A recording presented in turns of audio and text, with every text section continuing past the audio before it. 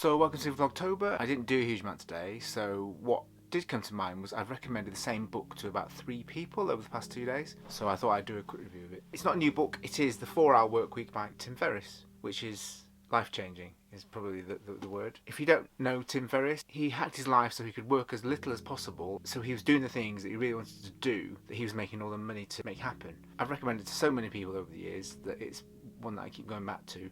I haven't practiced all the things in there because sometimes it just aren't things that I need other people to do. But what the 4-Hour Workweek is essentially about is outsourcing the things in your life that you don't have to do, which have to be done, but could be done just as easily by someone else in less time or for less money or with less effort. And I think that's kind of the key to it, really, is that you've got to find the things that are really, really important to you, that you really want to do, and the things that are just not important at all, and find ways of making those things happen without you having to be involved. It's not just for people who are young, free and single. It's for families, it's for older people, it's for people who are retired, it's for students, young people. He gives examples of students that he's worked with who have tripled their income within a month. It's about having an idea of something that you want to sell, and it's not a mercenary way of looking at it. It's actually saying, well, these are things that you're passionate about, of which you have a certain amount of experience and expertise.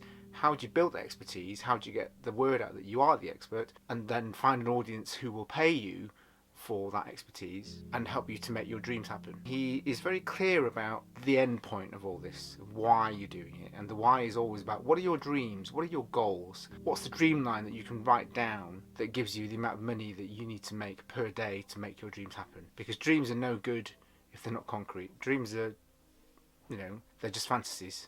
So you have to actually put a concrete amount of time and money and effort into making these things happen, otherwise they will never happen. His realization was when he saw himself turning into the fat man in the Jaguar, the guy who's worked all these years to make enough money to buy the car that he really, really wants, but then doesn't have the stamina or the physical ability to enjoy it anymore, or it's at the end of his life as opposed to during the rest of his life. So Tim is talking about how you can make your life on a day-to-day basis the thing that you want.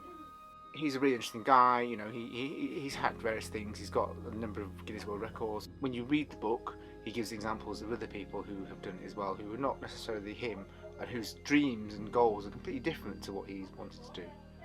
I think it's great. There are certain things that you take with a pinch of salt, obviously, but he has tried lots of these things out. He's learnt them from other people as well who've done it, so he's not the pioneer, so to speak.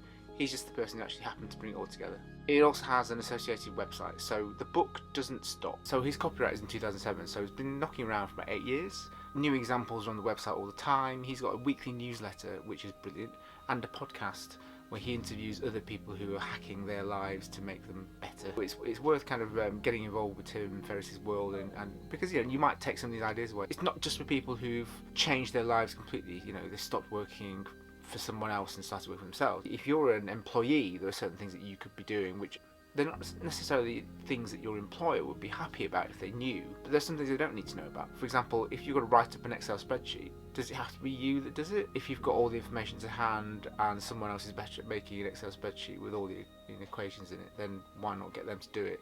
And if you're paying them a fraction of what you're being paid per hour, lots of people earn more than minimum wage, so you might be able to outsource some of those things to people who are earning elsewhere in another country. If it takes them 10 minutes to do something which might take you an hour, then you've already saved money, because even if you're paying them at your own rate, you're paying them for 10 minutes and not the hour that you would have spent on it. It's worth looking at. I've recommended it to a few people who said to me, well, we've got these dreams, we want to go on holiday all the time, or we want to move to Berlin, or to cook as our profession. Well, do it. Find ways of doing it, and this kind of gives you lots of tools and examples of how to do it. So anyway, so this is the 4-Hour Workweek. It's available all over the world. I'll put some links in the doobly-doo. If you buy them from Amazon, then I get a tiny percentage. That's really, really helpful to me, but it doesn't really matter if you don't. I'm recommending this book because it's great. I go back to it all the time. I'm exercising some of the things in it. I've got some merchandise coming out quite soon, which I'm very excited about. I'm going to use his marketing tips to sell my books better, and I'm using a lot of his tips to get my social media working even better. Yeah. I can't recommend it more, actually. I think he's great. He's written a few other books as well. There's the 4-Hour Body and the 4-Hour Chef, which are knocking around as well. So, if you become a fan, then there's more to read. And implement. Make action. That's the important bit. You've got to do something with it. So don't just read it and then do it. Anyway, that's the end of my vlog today. I hope you're enjoying Vlogtober. If you are, then please hit the thumbs up and please share this with other people, and also subscribe if you haven't already. I'm at youtube.com/Hudson. See you later.